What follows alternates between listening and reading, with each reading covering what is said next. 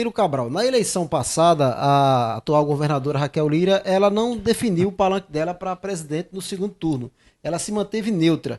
Alguma ala já do PT, algumas lideranças, dizem que poderá ter dois palanques aqui em Pernambuco. Como o senhor acredita nessa próxima eleição? Realmente poderá ter João Campos e Raquel, os dois apoiando Lula? Olha, eu acredito que Lula vai estar com João Campos, tá? Ela pode até manifestar algum tipo de apoio ao presidente. Eu espero até que faça. Na outra eleição ela ficou omissa, né? Ficou em cima do muro. E a omissão dela quase custou o preço da democracia. A gente acabou de falar que a eleição do Lula em 22 foi uma eleição apertadíssima, né? E por a ausência de palavra dela levou, inclusive, muitos eleitores a votar aqui também em Bolsonaro. Então, a omissão não é posição política neste momento. Quando se está em jogo valores que são caros ao povo brasileiro, como a democracia, a soberania, a defesa da vida, como a gente teve lá atrás, né, na luta contra a Covid, não caberia omissão. Ela errou a ficar omissa ali naquele momento, né? E eu acho que Pernambuco não perdoa esse tipo de conduta. Eu acho que o presidente Lula vai estar até reafirmando essa aliança estratégica que a gente tem com o PSB e o PT, né? Nosso vice-presidente Alckmin representando a chapa, e aqui em Pernambuco ele estará junto do governador João Campos, né? Defendendo a candidatura de João. O presidente Lula, o senhor acha que ele tem sido leal com Raquel Lira, mesmo sem ela ter definido na eleição passada se estaria com ele? Olha, o presidente, diferentemente de Bolsonaro, tem tido o que era de se esperar, uma relação de respeito com todos os estados, independente, inclusive, se o governador ou a governadora votou ou não com ele na eleição de 22. Vamos fazer uma análise do que foi aqui Bolsonaro e do que foi Lula agora novamente. Lá atrás, a gente teve o governo de Paulo Câmara, que tinha uma posição política contrária ao governo Bolsonaro. E o que a gente viu foi Bolsonaro retaliar Pernambuco, prejudicar Pernambuco. Vou dar só um exemplo muito objetivo que eu vivenciei agora, por exemplo, a saída da Transnordestina do trecho de Pernambuco. O projeto original da Transnordestina, que esse trem que a gente acabou de falar aqui, saía do Piauí, chegava em Suape, chegava em Salgueiro e ia para Pecém, e de Salgueiro vinha até o Porto de Suape. No dia 23 de dezembro de 22, faltando uma semana para acabar o governo dele, ele foi lá e tirou a perna de Pernambuco, da Transnordestina de Pernambuco, retaliando Pernambuco porque Pernambuco votou contra ele. Aí vamos agora passar para o governo Lula. Raquel não votou em Lula. A gente acabou de falar aqui que ela ficou omissa, né? Mas mesmo com essa omissão, ela foi a governadora que mais condições fiscais teve na história para iniciar um governo, porque o presidente Lula ajudou ela. Se hoje tem, como tem um Estado equilibrado, que Paulo deixou já a parte dele equilibrado, mas tem o dedo do presidente Lula que colocou recursos aqui através de operações de crédito e financiamento que autorizou ela. A gente viu quando teve o problema, por exemplo, lá no Rio Grande do Sul das enchentes, né? Como conduziu Lula? Ele foi lá, levou o governo dele todinho para dentro do Rio Grande do Sul para salvar a vida do povo do Rio Grande, mesmo o governador do Rio Grande do Sul, que inclusive é candidato a presidente, tendo votado contra ele. Já aqui em Pernambuco, a gente viu como Bolsonaro veio aqui tratar as enchentes que nós tivemos aqui. Deu um passeio de helicóptero que nem pisou no chão, prometeu R$1 bilhão e não deixou R$1 aqui no estado de Pernambuco. É esse tipo de comportamento que as pessoas pensam que o povo não observa. Meu saudoso amigo Eduardo Campos gostava muito de citar nosso Dom Helder Câmara. Dom Helder Câmara. Ele gostava muito de dizer, olha, tem gente que pensa que o povo não pensa, mas o povo pensa. E o povo está pensando, está vendo tudo que foi esse governo, está vendo tudo que foi o governo Bolsonaro, está vendo o que está acontecendo em Pernambuco sob o governo da liderança da governadora Raquel, está vendo o que aconteceu lá atrás quando Eduardo foi governador. Tudo isso vai fazer, na hora da urna, na cabine devassável, vai fazer um peso na decisão dele. E eu não tenho dúvida nenhuma que o povo vai escolher João governador e Lula presidente de novo. Ô Danilo, falando agora para aqui a região do Agreste, Mata Norte e as suas bases eleitorais. Por exemplo, Surubim, a sua terra, Machado, o senhor teve o forte apoio lá de Agemiro nas duas gestões dele, nas 3 eleições, o senhor sempre esteve lá presente. Bom Jardim teve ali também o apoio de algumas bases. Nessa região de Limoeiro, Carpina, Nazaré da Mata, salvo engano, Pereira o ex-vice-prefeito, a Eliane Rodrigues, a Munan também, que foi suplente de senadora. Como o senhor está observando esses municípios? Começando por Surubim, a sua terra que foi governada por Ana Célia, que ainda tem parentesco com o senhor. Ana Célia é minha prima legítima, né? Mas, além de prima, a política vai além das relações familiares. a gente teve em Anacélia uma das melhores, se não a melhor gestora do estado de Pernambuco durante essa leva de prefeitos que nós tivemos agora também, e da história de Surubim.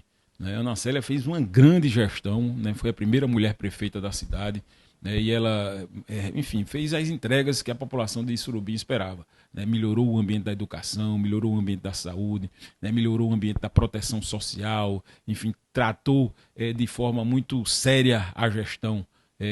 Enfim, foi um município referência em vários indicadores. Né? Infelizmente, a gente viu que a força do dinheiro, né, que alterou o rumo das eleições lá em Surubim, eu diria até na região. Essa é uma questão que nos preocupa do ponto de vista, inclusive, da democracia.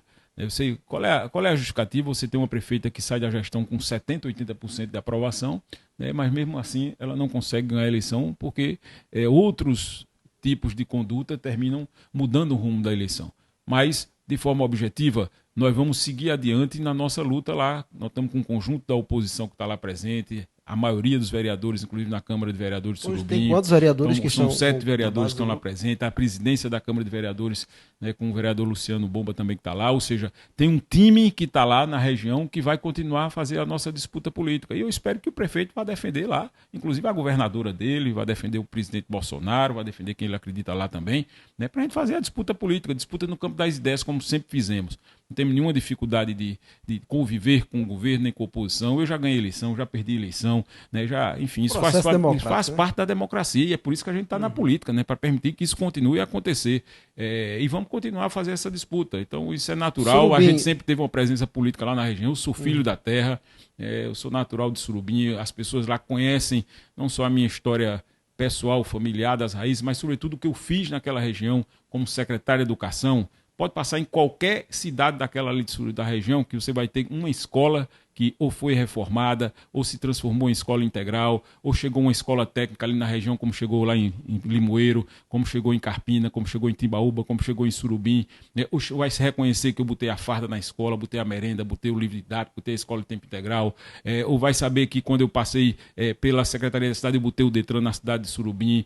Vai saber que eu, como deputado federal, destinei emendas para todos aqueles municípios ali da região, que eu lá no Congresso Nacional defendi a educação, defendi a assistência social. Enfim, essa história, ela não nasceu hoje, nem termina hoje. Nós temos uma caminhada, né, que as pessoas conhecem da nossa história, e nós vamos novamente, se for essa a disposição dos projetos políticos que nós cumpramos essa tarefa, nós vamos, caso ser deputado federal, relembrar toda essa trajetória, agora atualizando com essa passagem que nós tivemos exitosa pela Sudene. O senhor acredita que poderá ser o majoritário da cidade de Surubim nessa próxima eleição? Eu sempre tive expressivas votações. Nas 3 vezes que eu disputei a eleição lá, eu fui o deputado federal mais votado de Surubim. Tive 13 mil votos na primeira eleição, quase 11 na segunda, 10 na terceira. Ou seja, Surubim sempre foi muito generoso com a nossa trajetória de vida.